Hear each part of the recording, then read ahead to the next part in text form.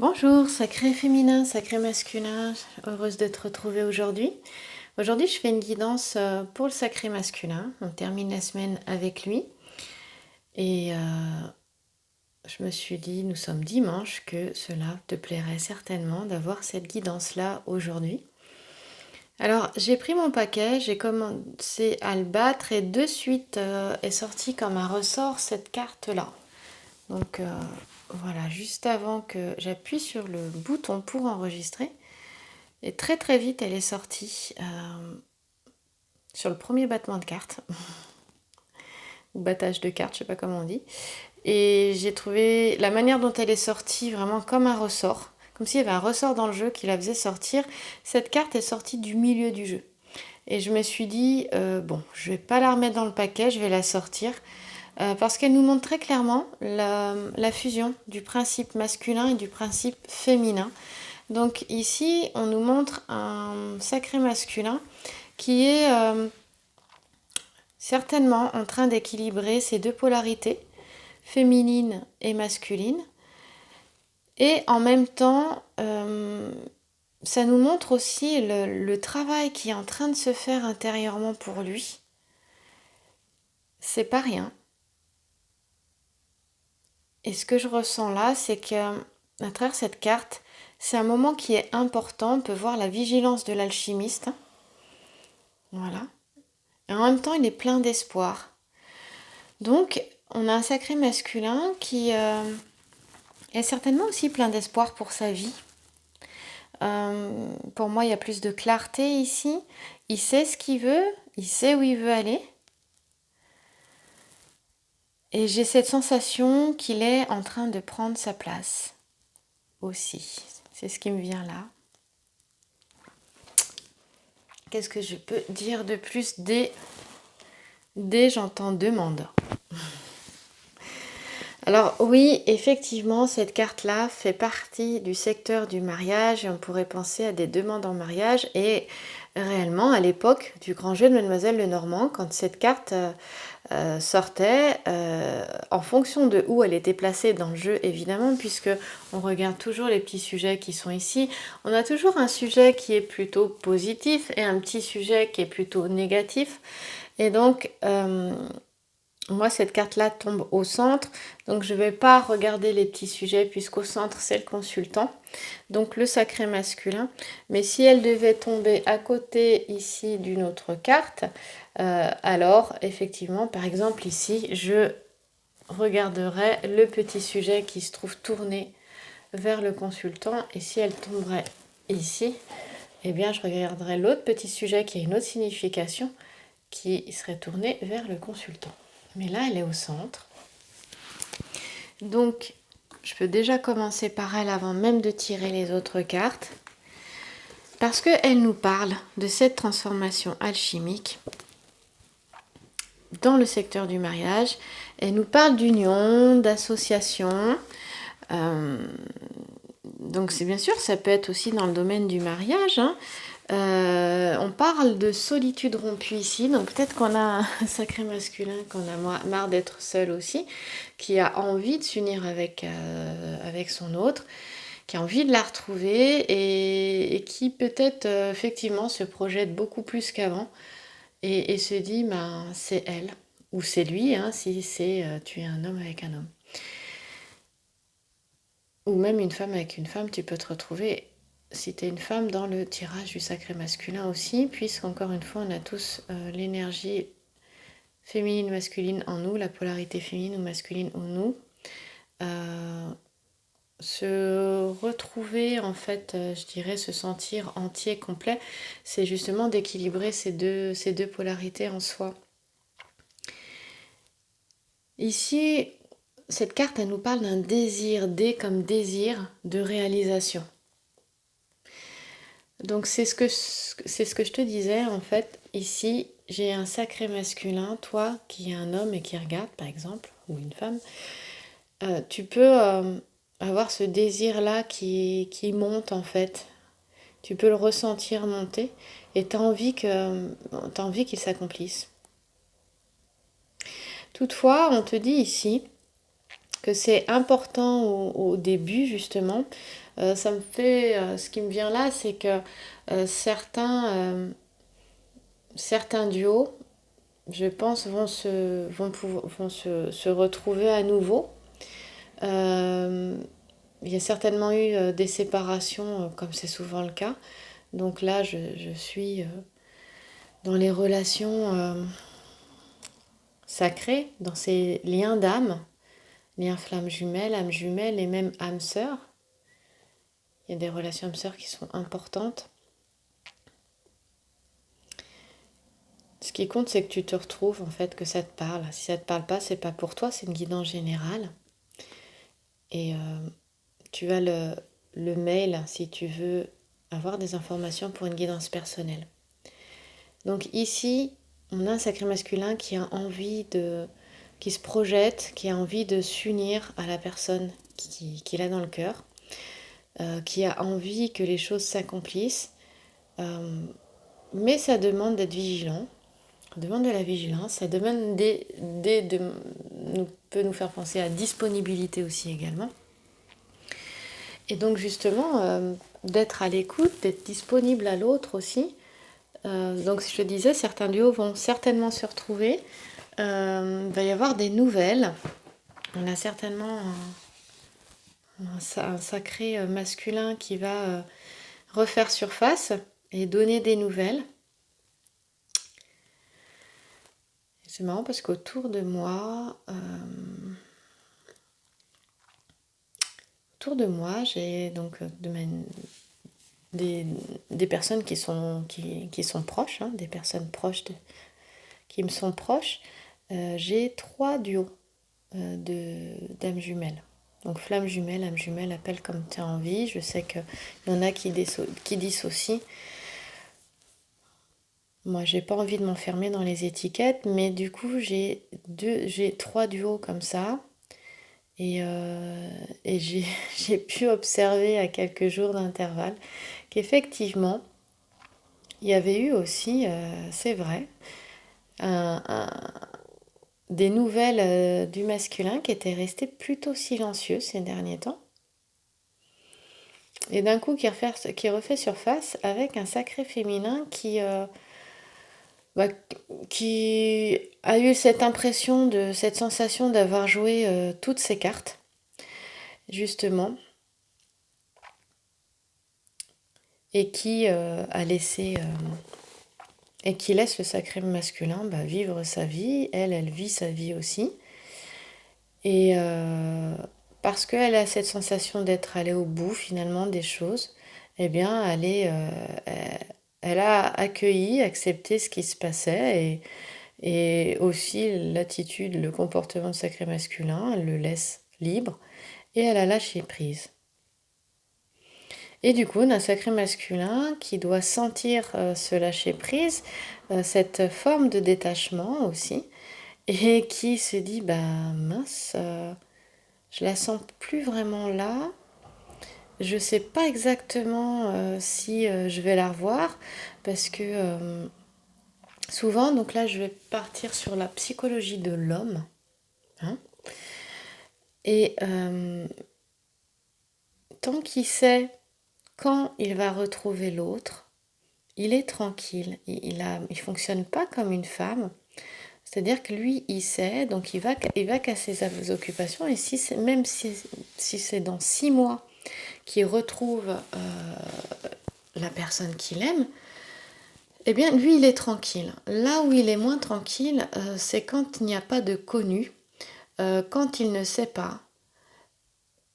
Là, il est beaucoup moins tranquille. À ce moment-là, il va se manifester parce que, ou quand il sent que l'autre ne porte plus son attention sur lui, se détache. Donc ça, c'est assez humain, hein, c'est pas forcément propre à la psychologie de l'homme non plus.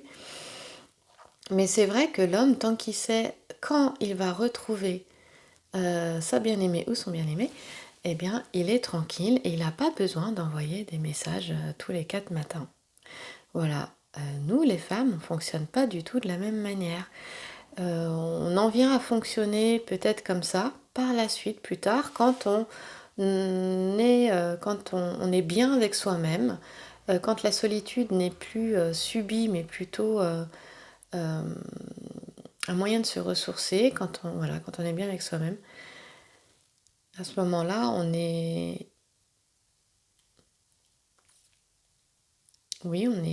plus dans ce détachement-là. Voilà. Donc je continue. Hop, c'est parti. Donc dès je te parlais de disponibilité, voilà, parce que ça va demander de la disponibilité. D, c'est aussi le chiffre 5. Je relie au chiffre 5, hop, pas trop bouger. Et le chiffre 5, eh bien, c'est le changement aussi. Donc moi les derniers temps, je voyais les derniers mois beaucoup 5, 5, 5, 55, énormément de 5.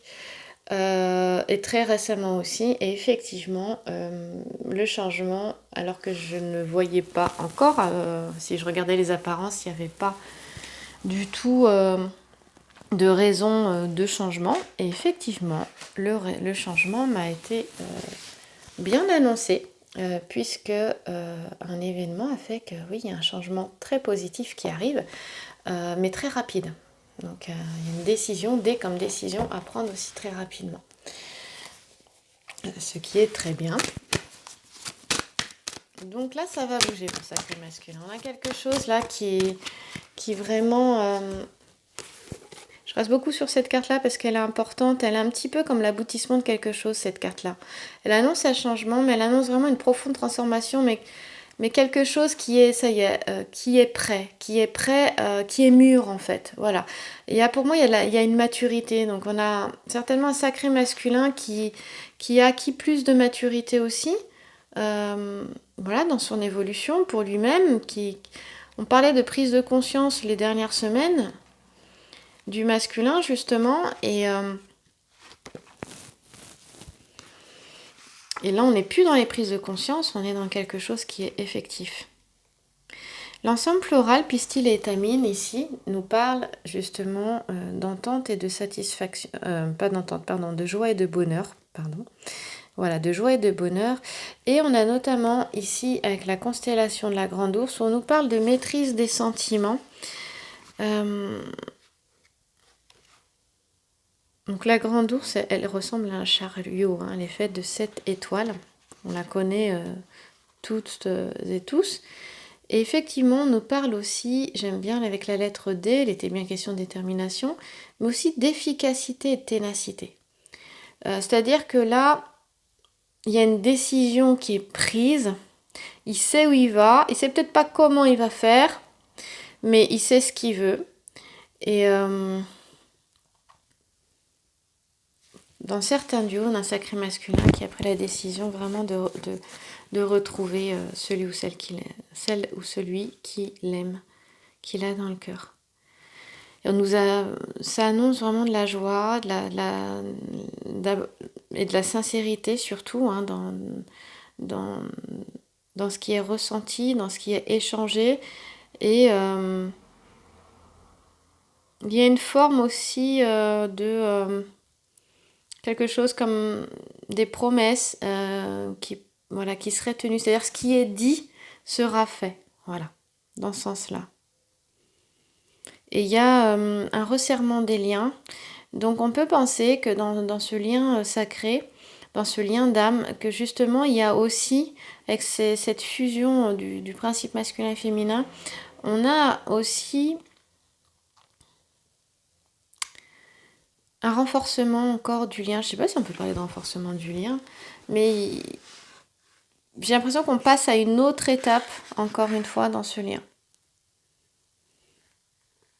Avec vraiment de l'apaisement, de l'harmonie, de l'équilibre. Et on parle aussi de réconciliation, hein. C'est-à-dire que en cas de mésentente, il est question aussi ici d'une réconciliation.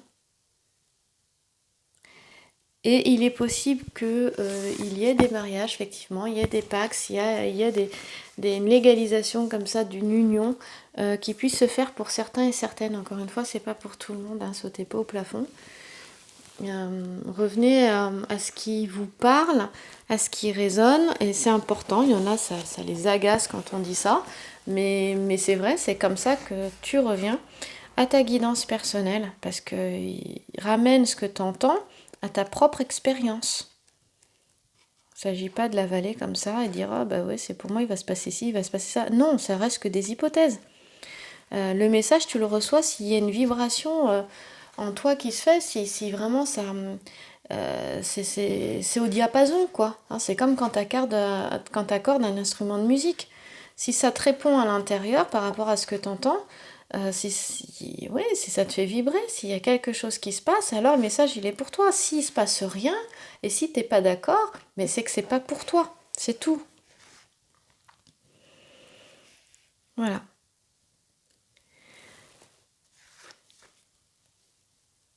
Et puis, si on va plus loin dans les constellations, on nous parle de voyage affectif et de lune de miel, parce qu'en fait, on en a plusieurs ici. On a 5 constellations, on a le cocher, la voie lactée, Andromède, la girafe et la baleine. Et ça nous parle, voilà, les constellations parlent souvent de voyage, de déplacement, de choses comme ça. Mais d'abord, c'est certainement une lune de miel avec soi-même aussi. Hein. C'est comme si, je le ressens en fait, à se sentir bien, à se découvrir lui, avoir une meilleure connaissance de lui-même. Il y a quelque chose comme ça. Néanmoins, maintenant, on va affiner et on va voir réellement de quoi il s'agit avec les autres cartes.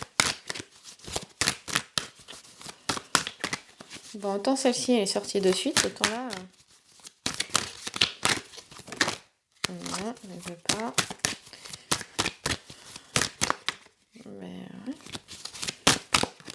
Je sais pas si je vais rester avec une carte, ce serait étonnant quand même. Oui, non, voilà. Pour moi, c'est la fin des conflits ici. On arrive à la paix, on arrive à une entente. On parlait de réconciliation en cas de mésentente. Effectivement, c'est vraiment ça, c'est vraiment ce cas.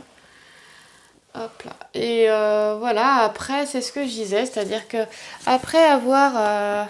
pour moi, il y a une maturité qui s'est faite là. Hein. Par le passé, il courait, ben, il va arrêter de courir. Voilà. Là, on voit un jeune adolescent là, hein, qui court. J'aime beaucoup l'histoire. Il y a une histoire je vais te raconter l'histoire qui est très sympa. Je sais plus comment elle s'appelle, je vais aller te rechercher les noms là. Cette jeune femme, en fait, elle disait que celui qui l'épouserait, ce serait celui qui la gagnerait à la course. Elle courait très très vite et personne ne l'a gagnée. Et il y en a un qui veut absolument l'épouser et qui va trouver un subterfuge pour pouvoir la ralentir. Et en fait, il fait tomber je crois que c'est des boules d'or, ça ressemble à des oranges par terre. Justement, elle va les ramasser à chaque fois et ça va la ralentir et il va réussir à la vaincre.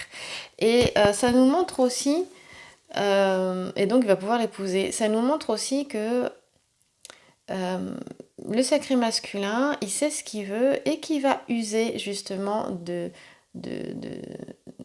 subterfuges comme ça pour arriver à ses fins.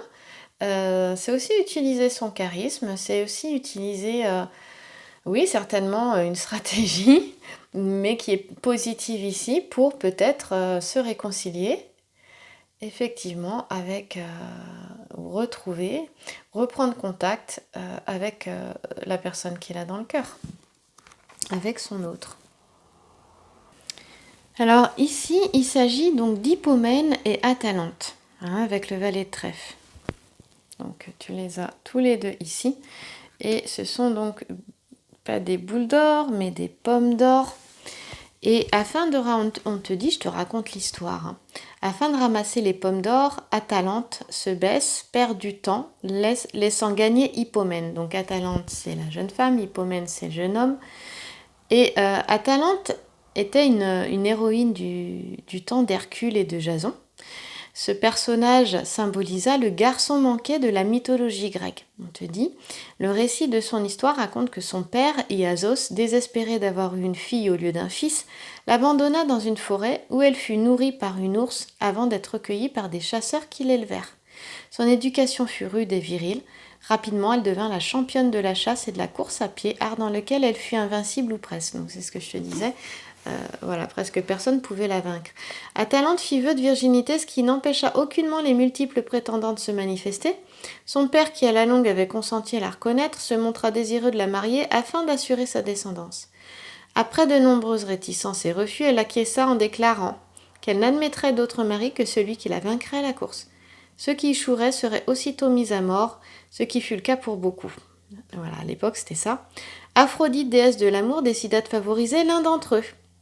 Donc c'est grâce à Aphrodite qu'Hippomène, en lui offrant 3 pommes d'or provenant du jardin des Hespérides, finalement gagna la course, donc la course des maras. Et par 3 fois, cet adroit jeune homme, donc il y a de l'adresse, il y a de la ruse, mais c'est quelque chose de positif, il est très adroit, il est intelligent. Cet adroit jeune homme lança les pommes d'or. À chaque fois, Atalante s'arrêta, ce qui permit à Hippomène de gagner du terrain et de la dépasser. Battue et aussi séduite, donc ce qu'a fait Hippomène a séduit Atalante. Et là, c'est ce que va faire finalement certainement le sacré masculin. C'est peut-être que toi qui écoutes, tu penses à à certains subterfuges, avoir une certaine adresse, aussi une intelligence pour savoir justement comment reprendre contact avec ta féminine. Battue et séduite, Atalante épousa donc Hippomène et abandonna sa liberté, ses forêts et ses épopées athlétiques. Alors l'épilogue de ce récit mythique n'apparaît pas sur cette carte qui n'illustre que l'épisode de la course et son heureuse finalité. Voilà. Donc on est juste à la fin du récit, de l'histoire. Et voilà, bon après, en allant un petit peu plus loin pour ceux qui le souhaitent, le mythe relate qu'ils furent tous deux changés en lions à cause de quelques affronts à Zeus ou à Aphrodite dont ils se seraient rendus coupables. Voilà. Donc en fait, ici, la synthèse, c'est vraiment ça. C'est-à-dire qu'on te dit que parfois, il est nécessaire justement d'avoir recours à une certaine adresse, certains subterfuges pour réaliser ce que tu souhaites.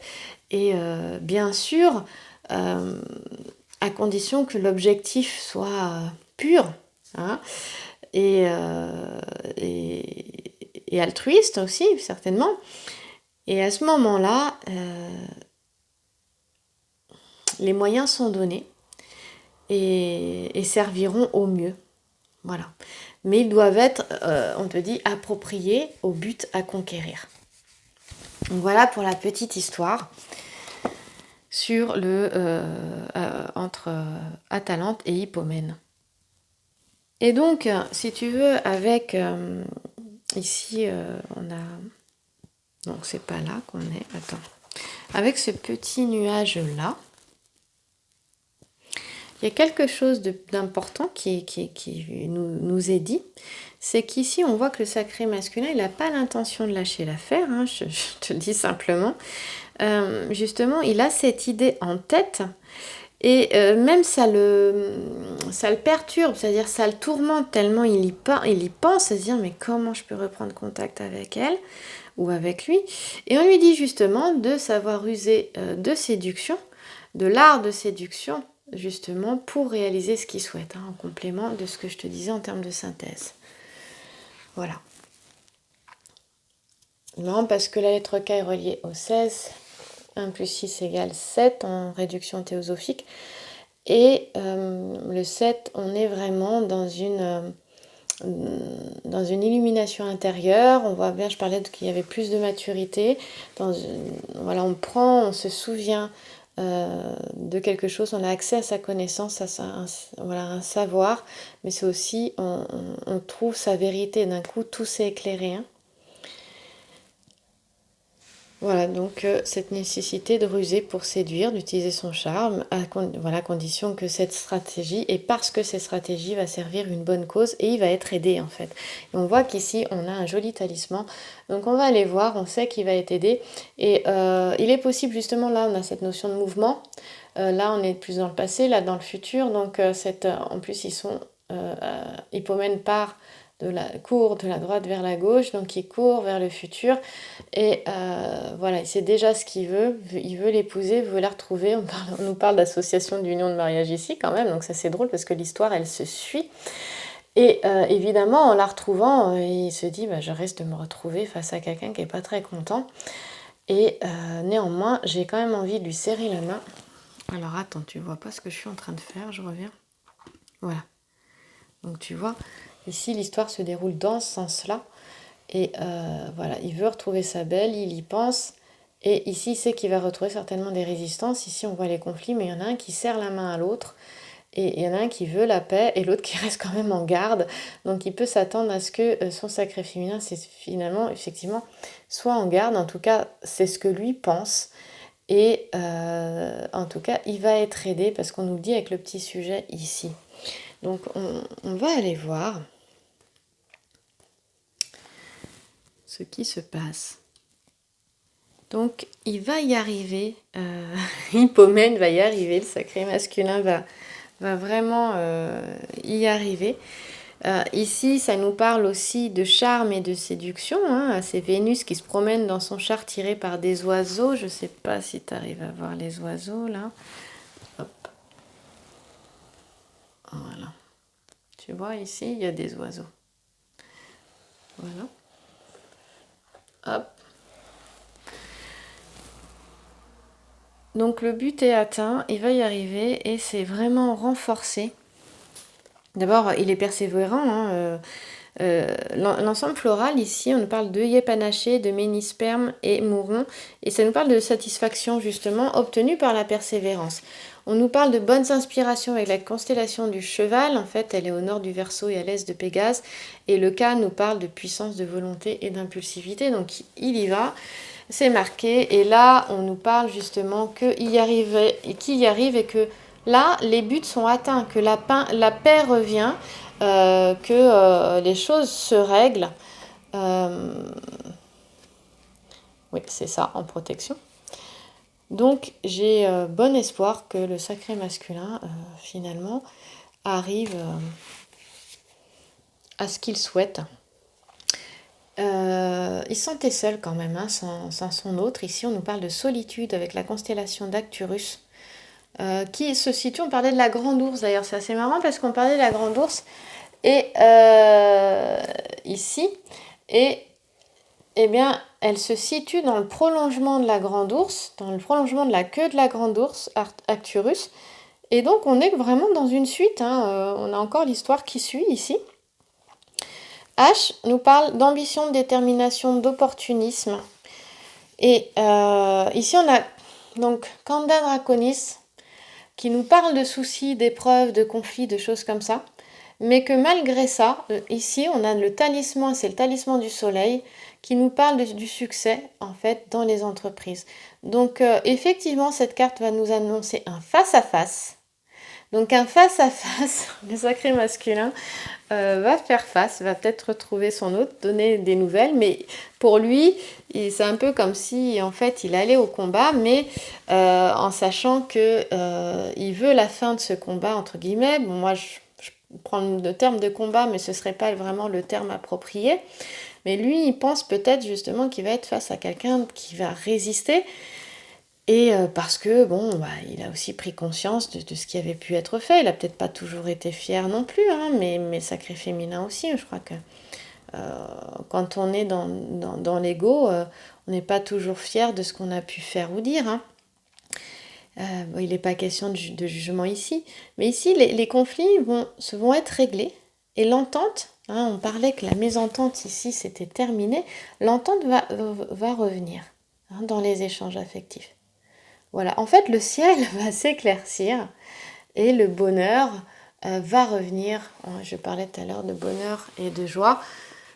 Donc, c'est vraiment plutôt positif tout ça. J'ai pas le temps de recouvrir le jeu, mais j'en vois pas l'intérêt non plus. Et j'ai envie d'aller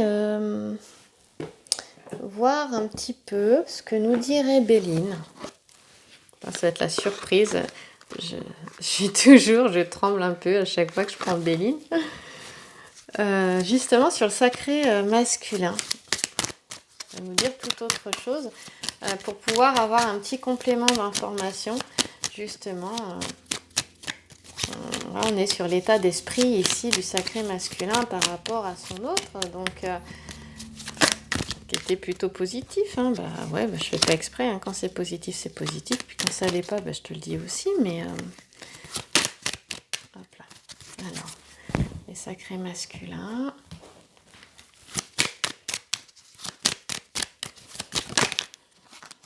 Ouais, bah voilà.